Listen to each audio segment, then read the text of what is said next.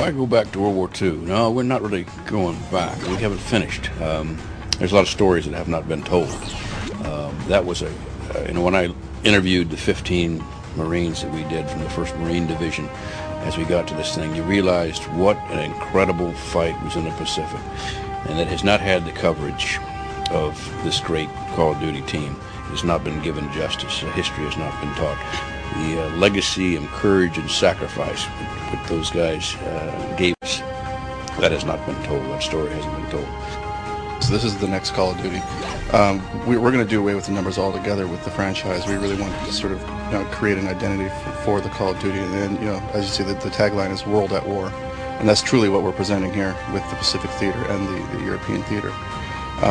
Just as Call of Duty 4 Modern Warfare came in and dominated the modern shooter genre, we want to do the same thing with Call of Duty World at War. So we figured part of that was just to say, here we are. This is the establishment of what this game is about.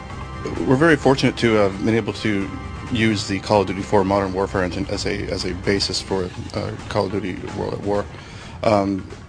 It's already a great engine, as you know, and we've been able to really, now that we have 2 years to make a game as opposed to the 1-year cycles that we've been on before, we've been able to take this already well-established engine and start adding technology to it. Because it's a game set in the Pacific, we kind of had to be able to represent water very well, because a lot of the actions that the Marines took were based around Pacific islands.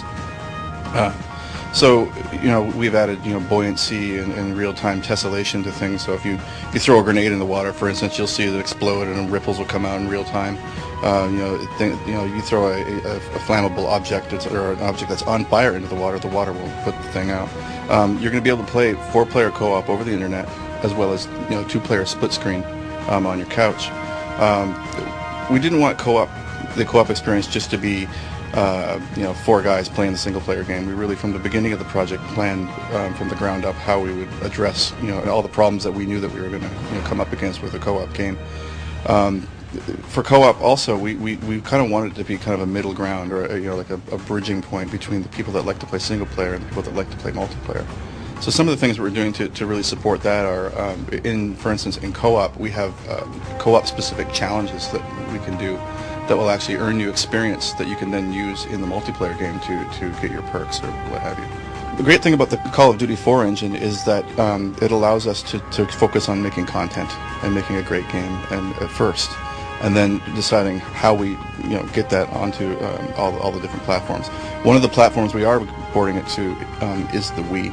Now, obviously, it's going to take a bit more doing to get that Call of Duty 4 and onto the Wii than it would be, say, to get it onto the PC or the PS3.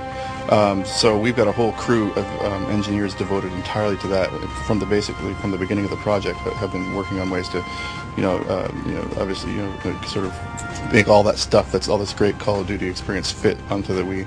And our aim is to have exactly the same experience on the Wii as you would have on any of the other platforms. Also, we'll be supporting the Zapper, which will make for a kind of a unique Wii-centric experience. You can expect to see Call of Duty World at War hitting store shelves sometime around the fall of this year.